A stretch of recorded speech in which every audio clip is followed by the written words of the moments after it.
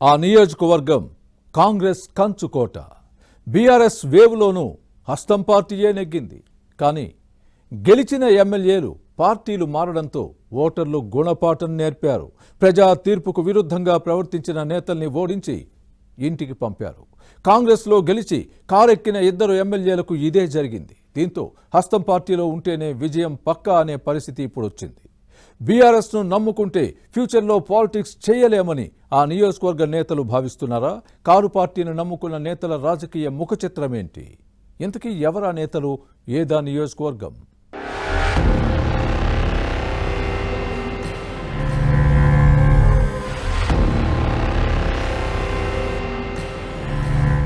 అద్దె నేతలు, part time politicians తో కాలం నెట్టుకొచ్చిన బీఆర్ఎస్ కు భద్రాద్రి కొత్తగూడెం జిల్లా ఇల్లందులో నాయకత్వం కరువైంది. గాలివాటంగా పార్టీలోకి వచ్చిన నేతలు ఎప్పటికప్పుడు సర్దుకోవడంతో జెండా మోసే నేతలు కరువయ్యారు. కారు పార్టీ నాయకత్వం ఏదైనా ఆందోళనకు పిలుపు ఇస్తే కేడర్ తరలివచ్చే పరిస్థితి లేదు.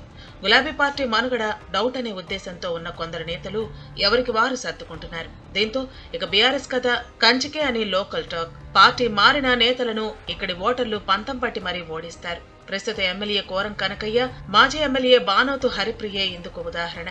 కాంగ్రెస్ లో చేరి పాలిటిక్స్ లోకి ఎంట్రీ ఇచ్చి ఆ పార్టీ భిక్షతో ఎమ్మెల్యేలు అయ్యారు. కానీ నెగ్గిన తర్వాత ఈ ఇద్దరు నేతలు అవకాశవాద రాజకీయాల కోసం హస్తం పార్టీకి గుడ్ బై చెప్పి కారెక్కడంతో ఓటర్లు ఇంటికి పంపారు. 2014లో కాంగ్రెస్ తరపున తొలిసారి అసెంబ్లీలో అడుగుపెట్టిన కోరం కనకయ్య, కేసీఆర్ ఆపరేషన్ ఆకర్షకు ఆకర్షితులయ్యారు. హస్తం పార్టీని వీడి గులాబీ కూటికి చేరారు. 2018 ఎన్నికల్లో బీఆర్ఎస్ నుంచి పోటీ చేసి కాంగ్రెస్ అభ్యర్థి హరిప్రియ చేతిలో ఓడిపోయారు. హస్తం పార్టీ ఎమ్మెల్యేగా గెలిచిన ఈమె ఆ తర్వాత జరిగిన రాజకీయ పరిణామాల్లో కారెక్కారు.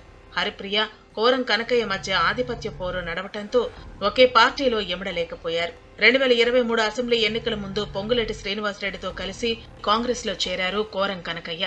ఇద్దరు ప్రత్యర్థులుగా తలపడ్డారు. బీఆర్ఎస్ నుంచి పోటీ చేసిన హరిప్రియ కాంగ్రెస్ తరపున బరిలో దిగిన కోరం కనకయ్య చేతిలో ఓడిపోయారు.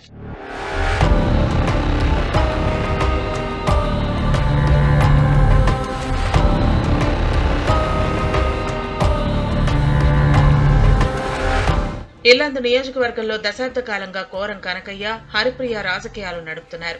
పార్టీలు మారి ప్రత్యర్థులుగా తలపడ్డారు. విచిత్రంగా వీరిద్దరూ కాంగ్రెస్ నుంచి పోటీ చేసినప్పుడు విజయం సాధించడం, బీఆర్ఎస్ నుంచి బరిలో దిగినప్పుడు పరాజయం పాలవటం జరిగింది. ఎన్నికల్లో ప్రజలు ఇచ్చిన తీర్పుకు విరుద్ధంగా వ్యవహరించి పార్టీ ఫిరాయించిన ఈ నేతలకు ఓటర్లు తగిన గుణపాఠం నేర్పారు. 2014లో కాంగ్రెస్ నుంచి గెలిచిన కారెక్కిన కోరం కనకయ్య 2018లో హస్తం పార్టీ అభ్యర్థి హరిప్రియ చేతిలో ఓడిపోయారు.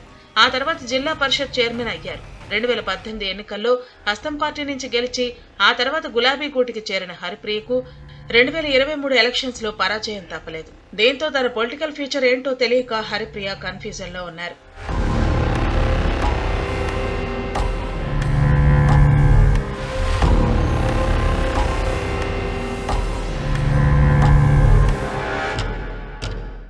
ఇల్లందు నియోజకవర్గంలో 2014, 2018, 2023 ఎన్నికల్లో కాంగ్రెస్ హ్యాట్రిక్ విజయంతో బీఆర్ఎస్ భవిష్యత్తుపై నీల నీడలు కమ్ముకున్నాయి. పార్టీకి బలమైన నాయకత్వం లేదు. పార్టీ బలపడే పరిస్థితి లేదు. బీఆర్ఎస్ పవర్ లో ఉన్న కాలంలోనూ ఇక్కడ మాత్రం ఓటమి తప్పలేదు. ఇల్లందు ఓటర్లు వరుసగా 3 సార్లు కాంగ్రెస్ ను గెలిపించడంతో కారు పార్టీలో ప్రయాణం పొలిటికల్ గా సేఫ్ కాదని భావిస్తున్నారు. ఇక గులాబీ జెండా మోయటం కష్టమనే భావంలో నేతలు ఉన్నారు. గ్యారేజ్ లో ఉన్న కారు పార్టీని నమ్మితే తమ పరిస్థితి నడిసంద్రంలో నావచందంగా మారుతుందని టెన్షన్ పడుతున్నారు.